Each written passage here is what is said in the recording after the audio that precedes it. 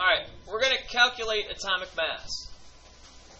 And I think the easiest way to go about calculating atomic mass is to create some type of table where you can put the information in there, and having a table that would look like this, where you have the isotope name, the actual mass in atomic mass units of that isotope, the abundance, which is, what does abundance mean? How much of it is there? When we're talking about the isotope, how much of that isotope is contributing to the entire atomic mass? And then this line is where we're actually going to calculate everything. Now for this, we're talking about magnesium. And the isotopes, magnesium-24, magnesium-25, and magnesium-26. Each of them has a certain mass. For example,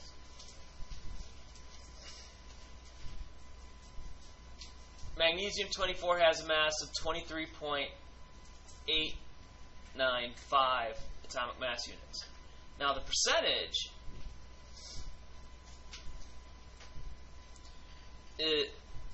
abundance of magnesium-24, which means most of the magnesium that you'll see is magnesium-24, 78.99.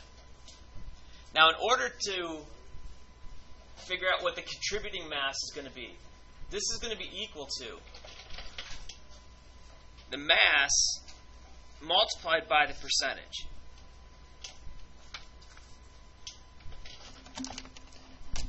Now, what do we have to do to the percentage to actually use it mathematically?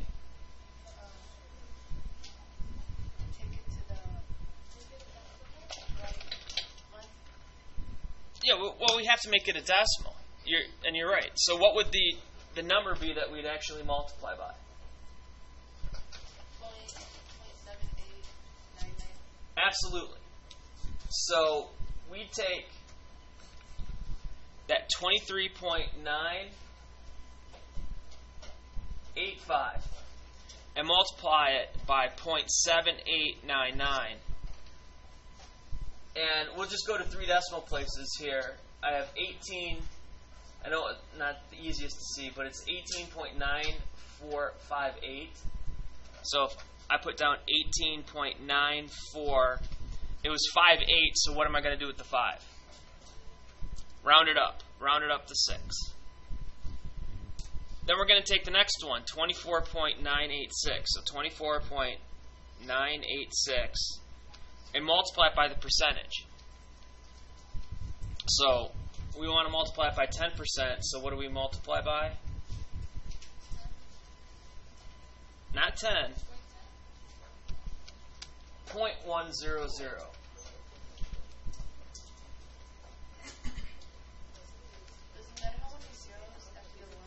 It doesn't matter, because it'd just be 1, but I put the entire percentage in there. And for this, 2.4986. So what is the 6 going to do to the 8? Round it up to a 9. So 2.499. Now our next one,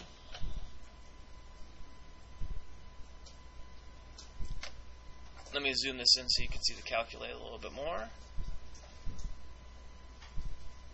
Or maybe not.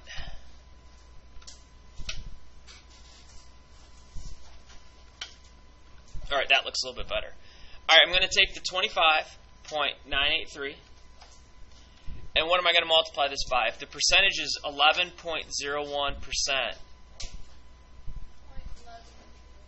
0.1101 or 0.1101, and we get 286,073. So 2.86, and since we're going 3 decimal places, that 7 is going to make the 0 into what?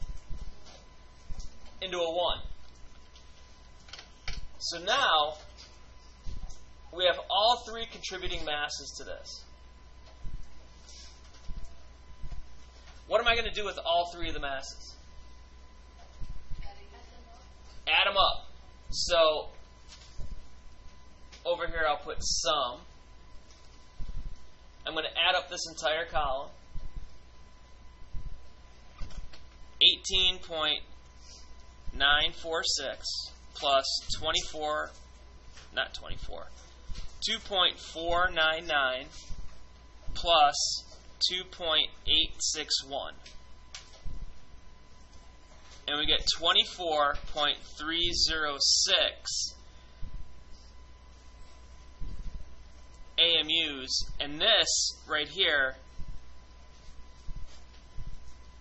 is the atomic mass.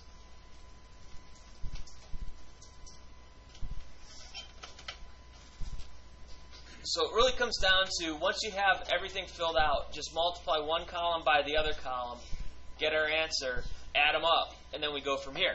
Now, to check that we're right, we need to take a look at a periodic table.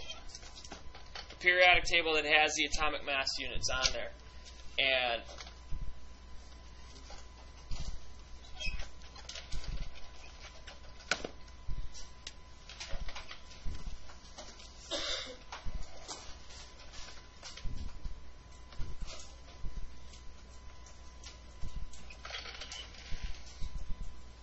here's magnesium. 24.305. We ended up with 24.306. Why do you think we ended up with 24.306 as opposed to what this periodic table says is 24.305? Which is different? Rounding. Absolutely right. They probably went out to more decimal places and added those, because if you remember, which direction did we end up rounding? We ended up rounding up every single time, and we ended up with an answer that was a little bit more than what was in the periodic table. So that's one thing to be careful about, is when you round, you are going to change that answer. And if you don't round exactly the same way as whatever resource you're looking at, then you might end up with a slightly different answer. Now, is this answer a huge difference from the other one? In the periodic table, it was 24.305. Is that a huge difference? Not really. And for what we do, it's not going to be that big of a difference. But it is there.